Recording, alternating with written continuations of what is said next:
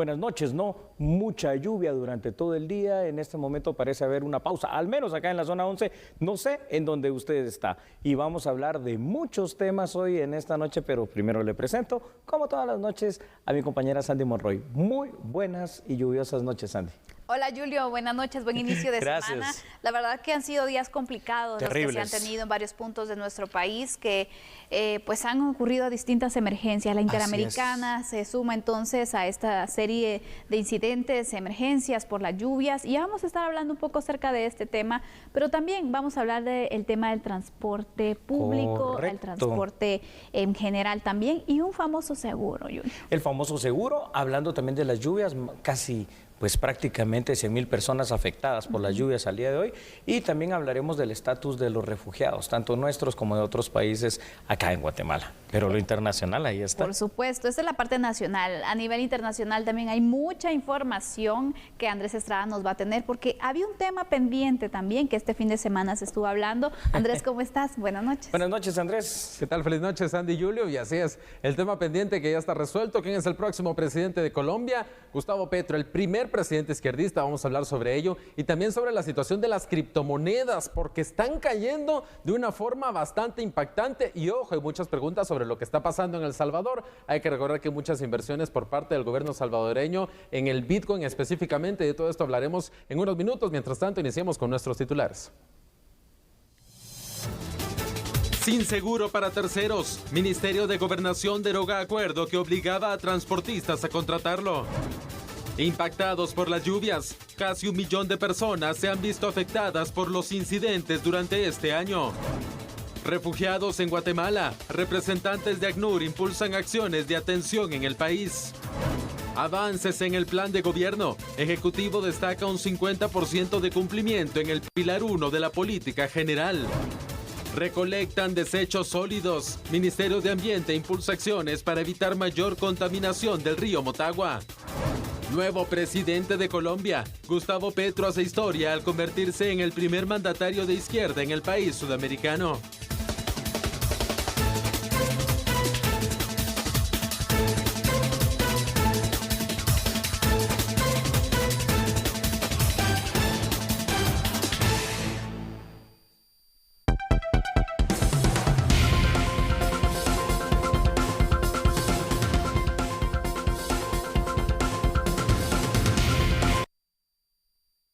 El Ministerio de Gobernación, a través del Acuerdo Gubernativo 151-2022, derogó el reglamento para la contratación del seguro obligatorio de responsabilidad civil contra terceros del transporte colectivo urbano de pasajeros y de carga, bajo las coberturas mínimas establecidas por el Acuerdo 17-2020.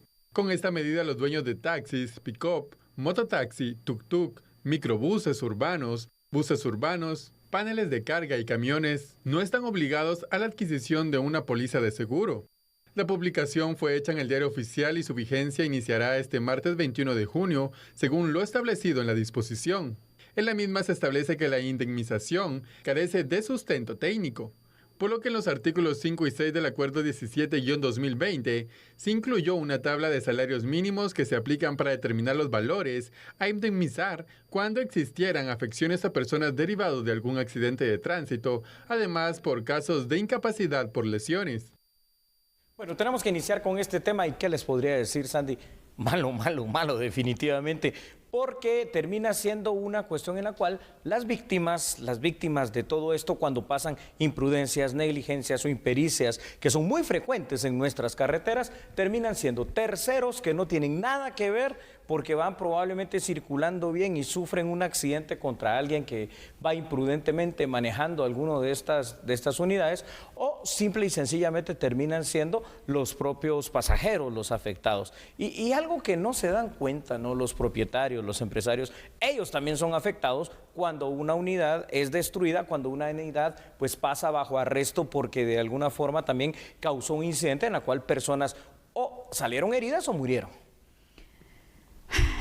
Qué difícil, Julio, porque cualquier esperanza que se puede tener para un pasajero se perdió, ¿no? Al momento de eliminar pues este acuerdo que hacía obligatorio este seguro para terceros. Aquí el punto es de que se está dejando desamparado el usuario y recordemos que por los antecedentes que se han tenido desde hace ya varios años, ¿cuántas personas no han fallecido, han resultado con lesiones que incluso les marcan la vida, lesiones que los dejan con alguna discapacidad, con alguna problemática que les impide incluso poder trabajar, Julio, o poder movilizarse, les complica la vida, les cambia la vida de un momento a otro y en muchas ocasiones va ligado a la irresponsabilidad también de los conductores. Por eso es que se buscaba, ¿no?, darles pues este apoyo para que de cierta forma se les pueda ayudar a la familia de las personas que pierden la vida, si bien esto no compensa, pero es un apoyo también para ellos y a las personas que resulten con lesiones, Julio, porque sí tiene que hacerse algo obligatorio, al punto que si hay debilidades o no en la elaboración, pero mira, este acuerdo se hizo hace varios años y desde el primer momento hubo una negativa a poderlo cumplir. No, una oposición completa, una oposición total. De hecho, en las modificaciones últimas que se le hicieron, te recordarás, se dieron 2 prórrogas de seis meses cada una y se fue esto prorrogando ad eternum. Ahora, definitivamente, digamos que esto es una victoria, si es que se le puede llamar victoria de alguna manera, de los transportistas, ¿no? Porque están contentos, están alegres. Al final de cuentas se va a hacer lo que ellos dijeron, sin que ellos den nada a cambio, es decir, ningún seguro, ninguna garantía, ningún compromiso de que sus unidades van a estar en buen estado, ningún compromiso de que van a ser mejores unidades, ningún compromiso de que van a velar, por ejemplo, por el tema de que los pilotos sean debidamente capacitados, lleven la licencia correspondiente y manejen de una manera acorde, o en todo caso de que tengan reductores de velocidad. Y ya me estoy imaginando, oliéndola en el ambiente, ahorita que hablo de los reductores de seguridad, ¿qué va a pasar también? Que va a ser una situación bastante similar, porque tú lo has dicho, ¿no? Esta situación al final de cuentas, como provocó paros, provocó esas huelgas, que no son huelgas, sino que es paralizar absolutamente el bloqueo del tránsito. Entonces, pues bueno, simple y sencillamente ahora se dio esta cuestión. Hay que aclarar una cosa, ¿no? Que tampoco eso no lo dejaron, digamos, tan exageradamente claro las autoridades. Por el momento esto es para el transporte urbano, pero cuando lo detallemos en los datos, hombre, es que te vas a asustar porque prácticamente estamos en todo, ¿no? Claro, ¿qué te parece si de una vez entramos con esos datos para ir ampliando la magnitud de las consecuencias también que se pueden tener? Bueno, perfecto, Sandy, con mucho gusto. Vamos entonces con el apoyo de nuestra producción a dar estos datos, ¿no? Porque no deja de causar sorpresa el día de hoy la derogatoria del acuerdo gubernativo que obliga a cierto sector del transporte colectivo a contar con un seguro contra terceros obligatorio. Quienes han quedado exentos de esta medida, atención, atención, Sandy televidentes, son los siguientes. Por favor, taxis, pick-up, mototaxis, tuk-tuk, microbuses urbanos, buses urbanos, paneles de carga y camiones. Bueno, vaya, qué lindo, ¿no? Esta medida no parece ser la más coherente en este momento, ni tampoco la más adecuada, considerando la realidad nacional en el tema de la poca educación y cultura vial que tenemos, Sandy. Exacto. Estadísticamente, bueno, tú lo has visto, lo has dicho hoy 1 y 1000 veces, cuando inclusive has abogado aquí en A la Medida por el laboratorio de accidentología. En Guatemala, como en otras partes del mundo, la segunda causa de muerte son los accidentes. Entonces, Sandy, quienes quedan más indefensos, quienes quedan más vulnerables con esta decisión, en primera instancia son los usuarios, quienes viajarán, como suele suceder, sin ninguna garantía, en una verdadera ruleta rusa. También las víctimas colaterales o los terceros involucrados en accidentes de tránsito que no tendrán mucha esperanza de pago por daños en el mejor de los casos, lesiones y hasta muertes. El tema del seguro contra terceros para este tipo de transporte es a partir de ahora cosa juzgada, con lo cual ya no habrá que esperar paros, protestas o manifestaciones. Para ser más claros todavía y hacer énfasis en algo que dijimos hace unos instantes, los grandes ganadores, entre comillas, ganadores de esta decisión, son los transportistas a nivel general, quienes le ganaron el pulso, en este caso a las autoridades de tránsito, sin dar absolutamente nada a cambio. ¿Qué respuesta? Bueno, aquí ya se dio un punto a favor de los transportistas, ¿no? Así es. Ya los transportes que tú has indicado, Julio. ¿Cuál será el punto a favor para el usuario? Porque mira, Si a mí me dicen, vamos a eliminar el seguro contra terceros porque la razón que ellos dan o la justificación es que es muy caro. Yo no sé por qué no se buscaron de verdad algunos acercamientos, algunas alianzas, Correcto. alguna forma de poder facilitar entonces y darles incluso una tarifa especial porque iban a ser varios también. Correcto. ¿De qué Se hubiera manera logrado, se coordinó sí. esto? Se hubiera No sé si logrado. se hizo, la verdad, pero lleva años el tema dando vueltas y dando vueltas hasta que hoy dicen, miren, no va. Pero imagínate, que digan, va, lo vamos a eliminar.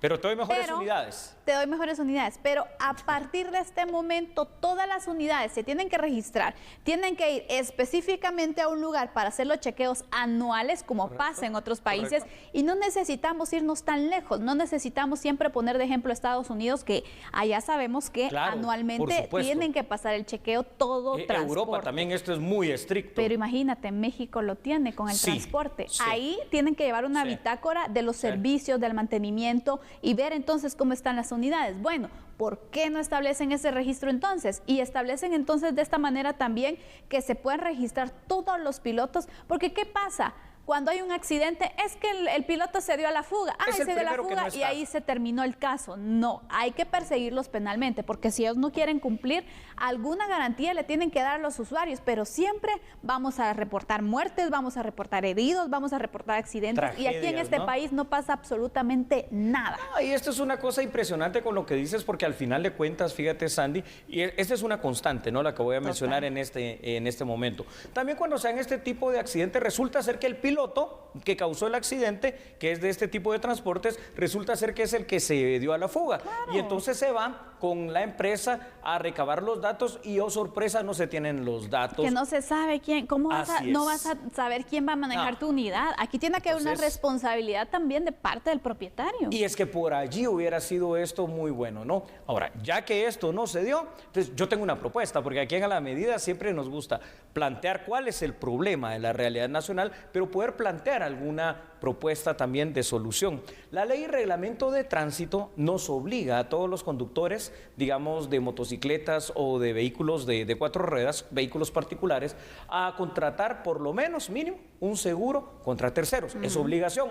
Supongo Claro. que usted lo sabe, ¿verdad? Porque obviamente ha leído la ley de tránsito. Ahora bien, si esto ahora se está dando esa exención para los transportistas que ya mencionamos, se está haciendo a través de un acuerdo gubernativo. Pero aquí el Congreso puede hacer algo. Y el Congreso puede decretar algo que esté Sí. superior al acuerdo gubernativo, Un que es un decreto, decreto ley. claro. Entonces yo creo que aquí ha llegado el momento ya de utilizar Sí, eso. ojalá ¿verdad? que en el Congreso se pueda hacer, Julio. Sí. Porque imagínate, es caro un seguro. Yo les pregunto a los transportistas, ¿no es caro para una persona que pierda a un familiar producto de un accidente de tránsito, tanto la carga emocional como la carga económica también? ¿No es caro para una persona que resulta con lesiones que le dañan por completo su vida y le cambian la forma también de desarrollarse? ¿Para ellos no es caro?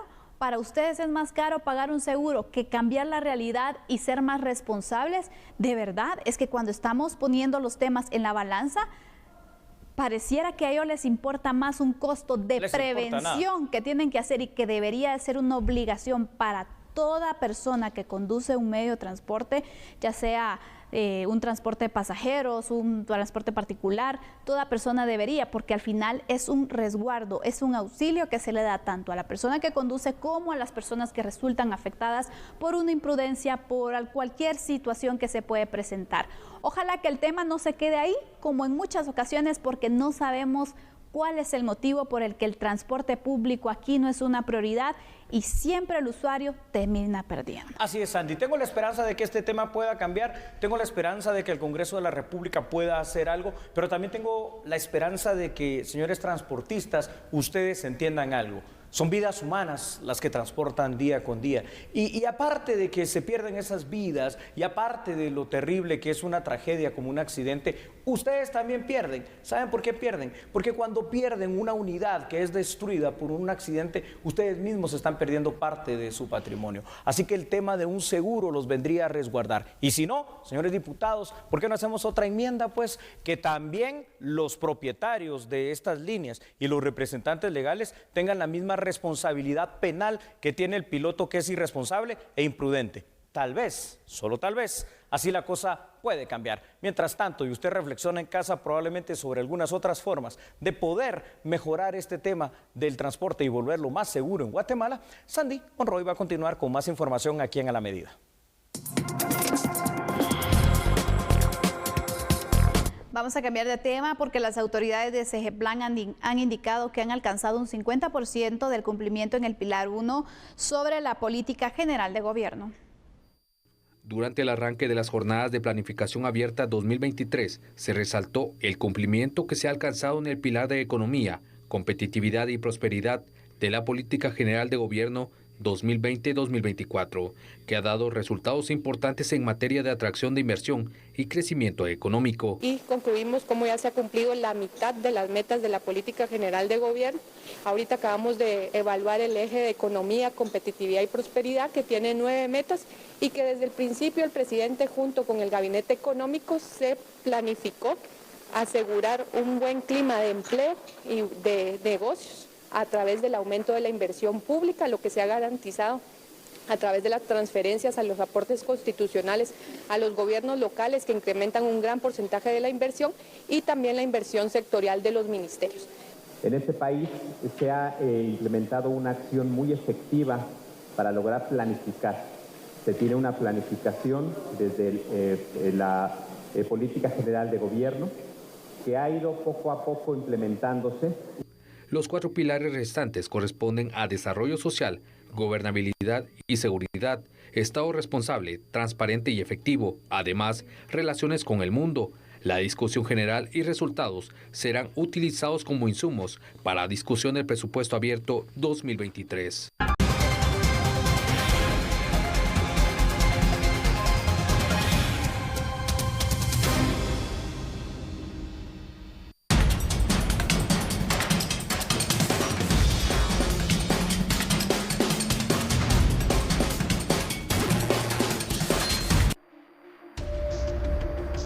$997,604 personas han resultado afectadas en el país derivado de la temporada de lluvias. Así lo informó la Coordinadora Nacional para la Reducción de Desastres CONRED.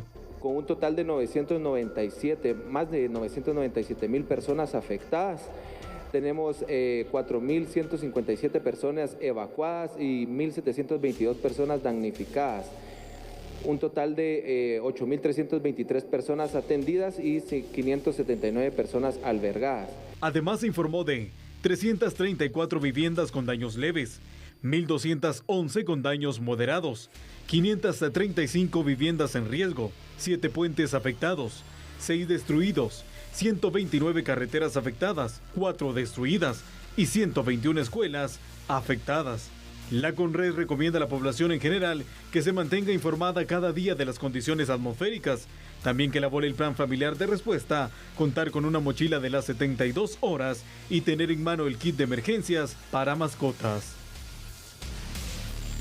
El agua definitivamente es fuente de vida. De hecho, Sandy, el mayor porcentaje de lo que estamos hechos literalmente los seres humanos es de agua. El agua la necesitamos para la vida. Pero cuando el agua es tanta, en este caso, en relación a lluvia, y esto viene viernes, sábado, domingo, lunes, 4 días en los cuales literalmente no ha parado y que continuará mañana, probablemente el miércoles, una pausa y luego a seguir todo el próximo fin de semana. Hombre, es que de verdad causa estragos en la infraestructura, causa estragos en las inundaciones, causa estragos en derrumbes y bueno, estamos viendo el poder destructivo de la naturaleza ante el cual el hombre pues muy poco puede hacer, y lo que podía hacer, que era prevenir todo esto del cambio climático, porque estamos en medio del fenómeno de la Niña, no lo hicimos. La verdad es de que hay muchas complicaciones que se han presentado, Julio. Creo que en esta temporada de lluvias es donde más hemos tenido, comparándolo incluso con el año pasado, ¿no? Es correcto. Donde se han dado, sí, emergencias, pero no como en esta ocasión, donde vemos el hundimiento, por ejemplo, en el Pacífico, la situación en la Interamericana el fin de semana también. Vaya, cosa terrible. Y ahora también varias comunidades que han quedado incomunicadas, Julio, sí. Pero de esto yo rescato de verdad el apoyo que entre pobladores se ha dado para poder trasladar víveres. Veamos el caso, por ejemplo, en Chiquimula, donde no hay puente, pero hay necesidad de las comunidades que se quedaron incomunicadas y han hasta ingeniado una forma de poderles trasladar víveres, pero el punto es que las personas son las que se han activado. Me da tristeza que las autoridades no las veamos tan activas como esperaríamos. Inclusive para lo que estamos viendo en pantalla en este momento, que es lo que mencionas tú, que está ahí en el kilómetro prácticamente 23, 24 de la Interamericana, que por cierto nos está causando unos dolores de cabeza para pasar allí a muchos, y es increíble que uno podría decir, bueno, ahí se llevan unas cuantas palas de esas mecánicas, va un convoy de camiones y se quita rápido. Es decir, las autoridades van muy lentas en todo, y van muy lentas sobre todo en el tema de la prevención, porque están colapsando los puentes, están colapsando los ríos que se están desbocando, y no miramos realmente que haya alguna situación preventiva que nos pueda venir a mitigar estas situaciones. Increíble lo que he visto este año, he de decírtelo, en el oriente del país también. Sí. Por ejemplo, a ver, el oriente del país se distingue por ser de clima árido, de clima seco, de clima tórrido, y ahora resulta ser que son unas inundaciones, pero de magnitudes, al menos que recuerde, nunca antes vistas. Jutiapa, entre otros los departamentos más afectados. Por supuesto. ¿Y la ayuda dónde está? Exactamente. Zacapa, Chiquimula y Jutiapa han tenido problemas, incluso varios puentes se han ido en estas comunidades. El punto es ese, la ayuda que se le va a dar. Bueno, también cómo se va a reparar estos puentes, cómo se va a trabajar. Es que han caído. Porque recordemos, los puentes no es que los hagan porque se vean bonitos, no, es porque ayudan a comunicarse entre comunidades, y esas comunidades en este momento están sufriendo ya las consecuencias de esa incomunicación que tienen, pero aparte de ello, Julio, es que ¿cuándo se les va a dar también una respuesta a ellos? ¿Será pronta? ¿Correcto? ¿Pasará mucho tiempo? Porque mira, lo que también ha quedado de experiencia en emergencias anteriores de otras temporadas lluviosas, es que también la respuesta tarda mucho, que tardan años. Por ejemplo, los que sufrieron las emergencias de hace 2 años, hay algunos que todavía están esperando. Están esperando, o sea, la experiencia ha quedado de una mala experiencia, pero no de una forma más que reactiva, que tampoco termina siendo reactiva, efectiva en ese sentido, de una forma preventiva que podamos decir, en todo el país, por regiones, está preparado todo un sistema para cuando se den las inundaciones, para evacuar a la gente, para rescatar sus cosas, para rescatar sus animales, para llevarlos a lugares seguros, para llevarlos y tenerlos en lugares dignos donde puedan pernoctar mientras esto pasa, para poder venir y levantar rápidamente, digamos, un puente como ese que estamos viendo allí, completamente derruido, que por cierto, aquí tengo que decir, habría que preguntarse ahí quién fue que construyó ese puente y la mala calidad con que lo hicieron para que esto sucediera. Y cuando vemos otras realidades, pero esto sí es utópico lo que estoy diciendo. ¿Te recuerdas cuando comenzaba la pandemia del COVID-19, cómo China en 5 días logró levantar todo un hospital de varios niveles? Y aquí esto es de estudios, es de análisis, es de pensar aquí, es de pensar allá y ver en cuántos meses, si bien nos va o semanas, se arregla y se recupera toda esta situación. Por no hablar de la red vial que se está dañando de una manera terrible. Mira, la verdad es que sin irnos tan lejos, Julio, ¿hace cuánto se registró el hundimiento en el Pacífico, en el kilómetro 15? Bueno, claro, ya estamos estamos atrasados, y eso que fue de las primeras emergencias también, y todavía no se tiene una esperanza ni una respuesta de lo que va a pasar. Es decir, que ahí empezamos a ver los ejemplos de lo tardío que va a ser una respuesta que se tenga, ¿no? Una temporada de lluvias tremenda. Vamos con datos porque es importante, por favor, que usted sepa el contexto de lo que está pasando en nuestro país. A ver, Sandy televidente, según el INSIBUME, escuche usted bien esto, por favor. Actualmente, El Progreso, Huehuetenango, Chiquimula, Alta Verapaz, Jutiapa, Izabal, Quiché, Zacapa y Jalapa, pues casi media Guatemala, presentan suelos saturados al 75% en la capa superior. Según la CONRED, se advierte que si las lluvias continúan, no será posible la infiltración del agua en el suelo, provocando crecidas y desbordamiento de ríos. Ya los estamos viendo. Actualmente existe una alerta con tendencia a subir en el río Nahuatán y río Cabús San Marcos, también en el río Paz, ubicado en Quesada, Jutiapa, en el río Lopa de Esquipulas y también en Chimaltenango, también en el río Usumacinta y el río La Pasión en la Libertad Petén, río Coyolat y Nahualat en Suchitepeques, el río Camotán y Xutaque en Chiquimula, río Los Esclavos en Cuilapa, Santa Rosa. Y uno se pregunta aquí, bueno, ¿y no se necesitará algún estado de de prevención, un estado de calamidad, algo en este momento. Sandy, considero que ya es una calamidad. Pero vamos con más datos. Además, la depresión tropical Celia continúa favoreciendo las condiciones lluviosas sobre Guatemala. Sin embargo, su influencia ha disminuido sobre el país. Las lluvias que actualmente se producen son asociadas al paso de una onda del este, por lo que la lluvia va a persistir de 24 a 36 horas más. Así que a cuidarse. Dichas lluvias se prevén especialmente sobre las regiones de la Boca Costa, Occidente, Altiplano Central, Franja Transversal, Norte y Caribe, es decir, en toda Guatemala. Mira, Julio, 9 departamentos de los 22 son los que se encuentran con un 75% en la capa superior que están saturados. Y no quise mencionar los que tienen hasta el 90%. Imagínate, Julio. Así es. Es decir, que la verdad que un alto porcentaje del territorio nacional tiene complicaciones. Así es. Son emergencias que se han registrado en estos lugares y que son personas que están esperando una ayuda, una respuesta. Qué difícil, Julio, estar en una situación como estas, donde esperas alguna respuesta, alguna esperanza también de lo que puede pasar, porque en este momento toda esta población está con un futuro incierto, no saben lo que puede pasar. Y mientras tanto, tienen necesidad, mientras tanto, el hambre ahí se presenta. Entonces, sí necesitamos una respuesta inmediata. Un estado de calamidad puede funcionar, por supuesto, pero si está bien orientado también a las necesidades que se tienen, que se necesitan, y que será el objetivo principal para poder crearlo. ¿Cuál sería tu conclusión, Julio? Creo, Sandy, que definitivamente me quedo con lo que dices. Ya, respuestas prontas, ya, acciones rápidas, ya, un estado de calamidad, pero que sea también bien vigilado, bien controlado, bien estructurado en cuanto a lo que se va a hacer para ayudar a la gente. Los alcaldes también, por favor, muévanse un poco más, es decir, no esperen que esto llegue. Ustedes saben, sobre todo si pasan ríos grandes o que están crecidos ahí, qué cosa pueden hacer como autoridad para coordinar y ayudar a su gente. Así que yo creo que eso debería de pasar, Sandy.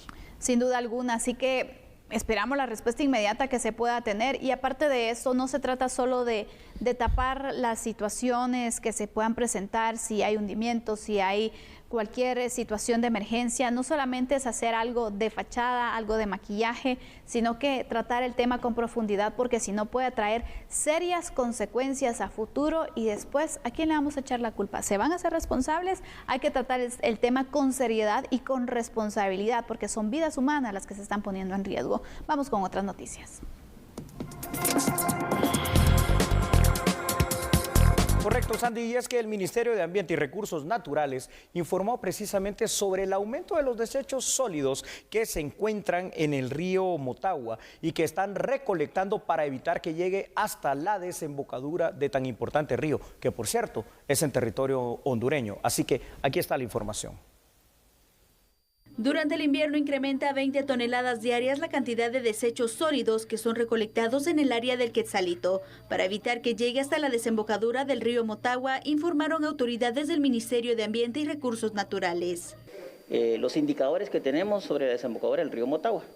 Nosotros tenemos un sistema de retención en el área del Quetzalito, y los datos que nos reflejan, conforme datos históricos, es que en época seca tenemos una retención de alrededor de 1 tonelada diaria, donde trabajan alrededor de 35 colaboradores del Ministerio de Ambiente recolectando, haciendo un tipo de trituración, compactación y luego pues disposición final a través de un convenio que tenemos con el sector privado. En época de invierno tenemos datos alrededor de 20 toneladas diarias que se recolectan, que se van depositando en los aluviones de toda la cuenca del río Motagua, alrededor de los más de 80 municipios que tiene esta cuenca y 9 departamentos.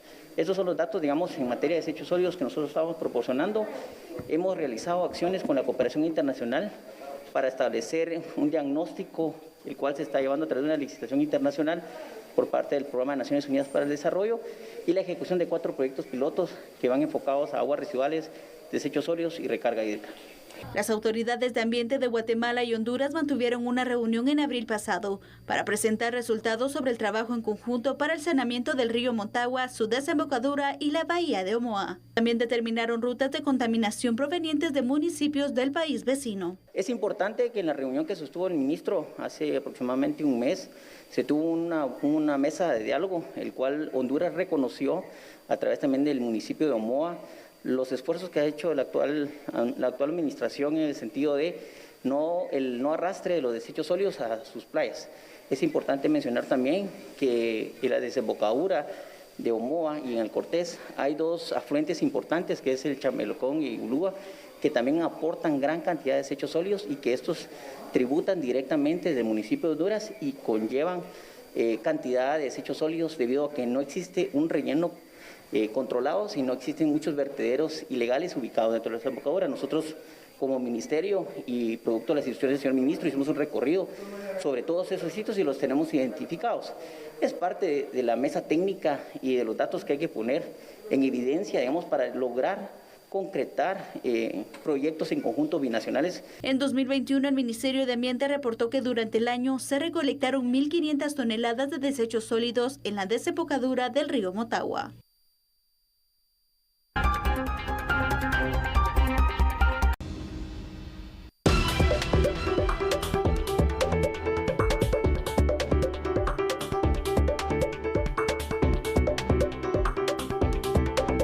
Ahora sí estamos hablando de Guatemala. El número de solicitudes de dicha condición el año pasado era más de 1,000, ¿no? Y en comparación al año anterior habían como 200. Lo que va a lo largo de ese año tenemos más de 400. Es decir, vamos a llegar o superar el número que tuvimos el año pasado. ¿Qué es lo que estamos haciendo como ACNUR con el gobierno? Trabajamos muy mano con el Instituto Guatemalteco de Inmigración, el IGM. Bajo eso está la oficina que ve el tema del reconocimiento de las personas refugiadas. Asimismo, representantes de la Pastoral de Movilidad Humana detallaron que es necesario continuar con el apoyo a los refugiados y acelerar los procesos que se tienen a la fecha. Los procesos pueden ser o resultan ser largos. Por supuesto que la pandemia no ha favorecido en este sentido, pero tampoco no se puede después utilizar como excusa. O sea, poco a poco también creo que hay que ir retomando los ritmos, digamos, normales de atención también en este sentido, de respuesta, para que las personas puedan saber si son recibidas o no, si les es reconocido ese estatus de refugiados o no. De 1986 al 2022, Migración registra 664 personas reconocidas como refugiadas, principalmente de Honduras, El Salvador, Nicaragua y Venezuela. En este año se han recibido 430 solicitudes y se han aprobado 59. A ver, ojo con esta situación, televidentes y Sandy, porque si bien es cierto, ¿no? Desde hace muchos años a esta parte, no es que existen tantísimas solicitudes de personas que quieran venir a Guatemala como refugiados, esto va creciendo, va en incremento. ¿Por qué? Ahora resulta que hay más de 1,000 solicitudes pendientes de ciudadanos, Sandy, que provienen de Honduras, de El Salvador, de Venezuela y ahora también de Ucrania. Y entonces uno se pregunta, bueno, si aquí estamos mal, evidentemente en esos países están peor todavía. Por ejemplo, el caso de Venezuela, con el colapso que le ha dejado el socialismo del siglo XXI, el caso de Ucrania en esa guerra contra Rusia. Pero la pregunta es, qué bueno, atendámoslos como ellos dicen acá en la nota y atendámoslos dignamente. Pero es que si ni siquiera podemos hacerlo con nuestra propia población, claro, ¿qué tanto podemos brindar esa garantía a personas refugiadas de otros países? Claro, y tenemos las complicaciones, Julio, porque también recordemos, así como hay otros países que solicitan refugio a nuestro país, hay guatemaltecos que están solicitando refugio a México, a Estados Unidos. Entonces vemos que tenemos problemas en común también. El punto aquí también, mira, a mí lo que no me parece mucho es la comparativa que se hace entre el año pasado y este. ¿Por qué? Porque recordemos que el año pasado fue un año muy atípico por la situación de pandemia, entonces realmente la comparativa no la haría yo por ahí, la haría con otro año donde ya estábamos en una situación diferente para poder entonces ver qué tanto interés existe en las solicitudes de refugio en nuestro país. Pero aparte de ello, por ejemplo, el tema de los ucranianos. Recordemos que nuestro país, por medio del mandatario, también se hizo el apoyo, se dio a conocer el apoyo que se brindaba a Ucrania por la situación que estaban viviendo y era una opción, ¿no? Poderles dar refugio. Entonces, por este caso, yo pensaría que pues todos los ciudadanos ucranianos pues van a tener una solicitud o una respuesta favorable, ¿no? ¿Qué va a pasar pasar con los otros países? Nicaragua también hay ciudadanos que están solicitando tener un refugio de Guatemala. Bueno, para todos aquellos que les encanta la izquierda y el socialismo del siglo XXI, yo me pregunto, ¿por qué entonces vienen tantos ciudadanos nicaragüenses, como tú dices, tantos ciudadanos venezolanos? Si es eso un paraíso, ese socialismo del siglo XXI, bueno, que se queden en su país, no lo es, han empobrecido a Latinoamérica realmente en ese sentido. Ahora, la cuestión es, no me opongo, al contrario, me es grato que Guatemala... Es una situación humanitaria. Que Guatemala pueda mostrarse solidaria, que Guatemala pueda mostrarse humanitaria, por ejemplo, con cualquier ciudadano de cualquier país, inclusive nuestros ciudadanos centroamericanos, que en nuestra Constitución los consideramos como si fueran guatemaltecos. De origen. La cosa pasa por el hecho de que ¿qué les vamos a garantizar aquí? Claro. Yo creo que allí es donde está el gran problema, porque si los traemos en estatus de refugiados, ellos tienen que tener también una prioridad en el hecho de poder tener un lugar digno donde vivir, que sus hijos puedan estudiar, que puedan encontrar oportunidades laborales, porque si no, se terminan refugiando en Guatemala y vienen a sufrir tal vez lo mismo que sufrían en su país, la violencia, la falta de oportunidades y otra cuestión y un montón de problemas sociales más, que tampoco es que eso resuelva su vida. Julio, yo quisiera que aclaráramos el término de refugio en el país. ¿Qué significa pues dar este refugio a ciudadanos de otros países? Para que tengamos claros, porque por ejemplo, podríamos tomar, bueno, solo quieren venir aquí y salir adelante en el país. No, eso representa y es un contexto aún más grande. Entonces quisiera que tú nos explicaras para que la gente pudiera comprender la magnitud de estas solicitudes. Con mucho gusto, Sandy, y lo vamos a hacer con datos, porque Guatemala fue un país que tuvo muchos refugiados en el conflicto armado interno, es decir, nuestros en otros países. Uno de los estatus, Sandy, más complicados para el ser humano es el de refugiado. Pues ¿esto qué significa? En primer lugar, que tienes que salir de tu país huyendo literalmente por graves razones y violaciones a tus derechos humanos y peligro para tu vida y la vida de tus seres queridos. Significa que el país que te da refugio te debe albergar, te debe proteger, te debe cuidar y te debe dar las oportunidades que perdiste en tu nación de origen. Históricamente ha sido Guatemala un país que produce muchos refugiados, sobre todo en el conflicto armado interno. Al menos 200,000 personas fueron huyendo a México, imagínate. Hoy esta situación ha cambiado bastante y en lugar de refugiados, Guatemala produce gran cantidad de migrantes, lo cual tampoco es que sea motivo de gran orgullo, ¿no? Porque las razones son muy similares a estas que estamos hablando en el estatus de refugiado. Pero un migrante va incierto, en cambio el refugiado tiene el apoyo de los gobiernos para estar y para vivir de una manera digna. Ahí es donde yo me pregunto, ¿qué apoyo? En otros datos, en nuestro país, según los reportes de las instancias oficiales, si bien no existen hoy por hoy más allá de 650 refugiados, sí hay más de 1,000 solicitudes pendientes. En el mismo continente americano, el tema de los refugiados es una realidad latente, Sandy, para miles de venezolanos que han huido a Colombia, Ecuador y Brasil. En el mundo, también los refugiados, hay muchos ejemplos, no solo en el Medio Oriente, donde huyen de la guerra. Hoy por hoy los ucranianos allá en Europa huyendo a causa de la guerra con Rusia, y los africanos que en éxodo masivo por muchas décadas llegaron a Europa, y por eso es que encontramos gente también de raza negra en países ahora como Alemania, en países como Francia, en países como Italia, como España, por esta misma situación. Pero date cuenta de una cosa, la crisis, como es mundial, ha hecho que Estados Unidos, Europa y los grandes destinos de los refugiados ahora han cerrado sus fronteras. Exactamente. Por eso voltean a ver a Guatemala. Por supuesto, lo ven como una oportunidad, pero también acá tenemos complicaciones, la verdad, hay falta de oportunidades, todavía no se tiene ese desarrollo que se espera, la violencia que también, ¿no? Tenemos pandillas también, el narcotráfico. Correcto. Entonces Trata también hay mucho peligro para esas personas que quieran exactamente tener un refugio por parte de Guatemala.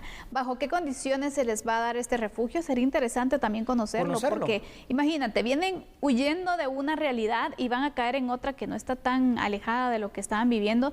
Creo que tampoco es el punto. Es terrible. ¿No? Exactamente. Entonces, por eso es el tema de analizar las solicitudes para que, bueno, garantizar que a los que sí se le pueda otorgar, se les den entonces esas condiciones mínimas. Correcto. Porque no solamente decir sí por cuestión humanitaria, no hay que analizar bien la situación del país y ver desde el punto de vista de la realidad, no solamente tocándonos el corazón, sino bueno, ¿cuál es la oportunidad que yo le voy a dar como país? Una cosa es la humanidad y otra cosa es la realidad. Y aquí es donde yo me pregunto, ¿no? aquellos que se dicen grandes defensores de derechos humanos, aquellas ONGs que se dicen también defender los derechos humanos. Bueno, ¿y dónde está su actuar? ¿Dónde está su accionar? Aquí tienen algo precisamente en lo cual ustedes, recibiendo apoyos de otros países, pueden apoyar para que estos refugiados encuentren en Guatemala las condiciones que no tuvieron en su país. Porque una cosa sí es cierta, buscan a Guatemala por algo. Guatemala es un país grande, es un país lindo, es un país maravilloso, con unos paisajes, con una historia, con una cultura tremenda. Por supuesto con graves problemas sociales, por supuesto con una gran pobreza, por supuesto con falta de oportunidad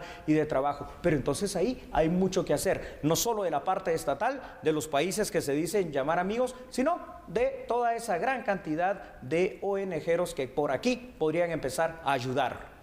Ya para ir finalizando, Julio, hay algunos ciudadanos ucranianos que sí han obtenido el refugio, pero también la situación que se ha dado es que ellos ya cuentan con familia, que están establecidos aquí, correcto. Y entonces tienen más facilidad, ¿no?, de que les puedas garantizar a ellos esa oportunidad. Esa es la diferencia que se va tomando, pero sí, cada solicitud tiene que ser analizada con responsabilidad y apegados a la realidad que el país también puede ofrecer. Para no traerlos a un lugar donde van a estar peor. Ahí tiene usted los 3 temas y si nos permite, por favor, en unos instantes estamos de vuelta ahora con Andrés Estrada y toda esa información internacional. Ya nos decía él, ganó Petro en Colombia, así que no se lo pierda. Volvemos en instantes, somos a la medida.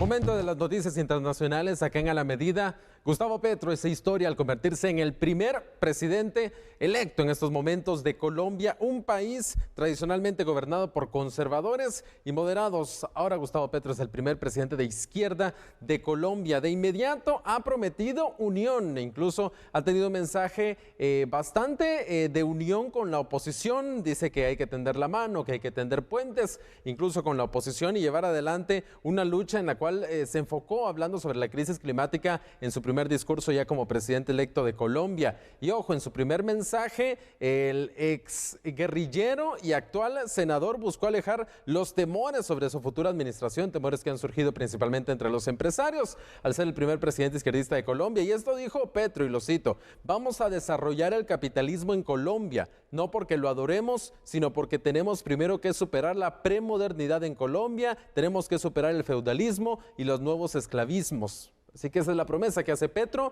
desarrollar el capitalismo, a pesar de todo lo que se ha dicho sobre él. Y esa ha sido una de las notas constantes durante su campaña política, tanto en primera como segunda vuelta. La moderación, a pesar de tener esas ambiciosas promesas de reformas en materia de pensiones, impuestos, salud, agricultura.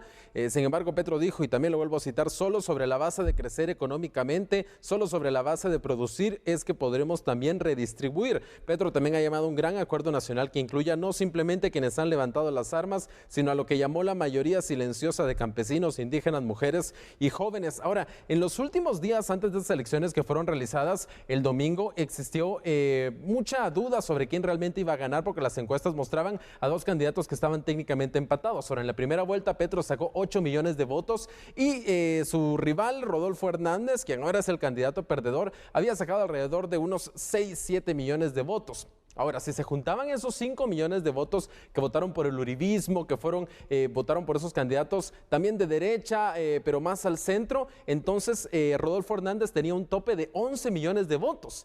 ¿Y Petro de dónde sacaba más votos? No se veía que Petro pudiera tener otro lugar de donde sacar más votos. Entonces, incluso esas primeras encuestas mostraban cierta ventaja para Rodolfo Hernández. Sin embargo, al final de cuentas, Petro logró movilizar su voto y obtuvo entonces esta victoria, que para muchos fue sorpresa. Sin embargo, las últimas encuestas mostraban este empate técnico. Así que Petro, Gustavo Petro, primer presidente de izquierda de Colombia. Bueno, también hubieron elecciones en Europa. Hablemos específicamente sobre lo que pasó en Francia, donde también la izquierda tuvo buenos resultados, y quien realmente tuvo malos resultados es el presidente de Francia, Emmanuel Macron. Su alianza centrista, bueno, perderá la mayoría absoluta que tenía en estas elecciones, que tenía en el legislativo, en el Congreso. De acuerdo con las proyecciones, los candidatos de Macron van a obtener menos de la mayoría absoluta en la Asamblea Nacional. Y bueno, es una situación altamente inusual, porque ahora el principal bloque opositor será de izquierda, pero el real ganador de estas elecciones legislativas en Francia es la extrema derecha de Marine Le Pen, que pasó de tener 8 diputados en la Cámara de Representantes y ahora se proyecta que tengan entre 78 y 80. Imagínense ese cambio, es un cambio bastante grande. Ellos son los reales ganadores de estas elecciones, Marine Le Pen. La izquierda obtuvo, sí, buenos resultados, pero no era lo que ellos esperaban. Esperaban algo mejor, pero definitivamente el gran perdedor, Emmanuel Macron y su alianza centrista. Bueno, hablemos ahora sobre el Bitcoin, las criptomonedas. En las últimas semanas se ha visto un colapso, una caída en los precios bastante fuertes en el Bitcoin y el foco ha estado también en el país vecino de El Salvador. El presidente salvadoreño Nayib Bukele ha hecho durante los últimos días un llamado a tener paciencia frente a la caída de la criptomoneda que, ojo, por primera vez desde finales de 2020 cae por debajo de los $20,000. Por primera vez. Según el sitio de seguimiento NayibTracker.com, El Salvador ha comprado un total de $105 millones en Bitcoin y ha pagado un promedio de aproximadamente $46,000 por moneda. Ojo, El Salvador pagó casi $46,000 por cada Bitcoin y ahora el precio está abajo de los $20,000. Lo que dice el gobierno de El Salvador es que la paciencia es clave. Ellos dicen que no hay que ponerle mucha importancia al precio actual. Ellos afirman que el gobierno no ha sufrido pérdidas en su millonaria inversión en el Bitcoin porque no han vendido las monedas. Sin embargo, habrá que ver entonces qué pasa, Sandy Yulo, con la situación del Bitcoin, que hay que recordar en esos momentos es una moneda de curso legal en El Salvador. Habrá que ver cuál es el desarrollo con la caída del Bitcoin. Lo que nos dice Nayib Bukele es que hay que esperar, hay que tener paciencia, pero muchas personas están con cierto nerviosismo sobre el precio. Sandy y Andrés, es que cómo no, si ha perdido más de la mitad de su valor, es una cosa tremenda. Y bueno, lo que decíamos el viernes se ha esclarecido, ¿no? Colombia, otro país donde la izquierda con Gustavo Petro ha ganado. ¿Cómo tenemos que dar esa lectura a lo que está pasando? Y sobre todo, Andrés, ¿cómo están los ánimos también? Porque eran otras los pronósticos que se tenían, ¿no? Claro, ¿Cómo está la situación de Colombia? No, y la tradicional alianza en Latinoamérica, Sandy y Julio, de la izquierda era el chavismo, Cuba, Nicaragua. Correcto. Vimos el socialismo del siglo XXI que surgió a principios de los 2000, pero ahora está surgiendo una nueva unión de fuerzas progresistas. Chile, Alberto Fernández en Argentina, Andrés Manuel López Obrador, Xiomara Castro. Entonces estamos viendo una nueva izquierda. Una nueva izquierda, básicamente. Va a ser interesante, ¿no? Perdón, y ojo, porque se percibe que por ahí Brasil, Lula, también va a ganar. Lula. Sí. Las encuestas lo muestran como ganado. Quisiéramos tener más tiempo para seguir platicando de estos temas, pero mañana lo esperamos para seguir analizando estos temas importantes a nivel nacional e internacional. Feliz noche. Así es, feliz noche. Hasta la próxima.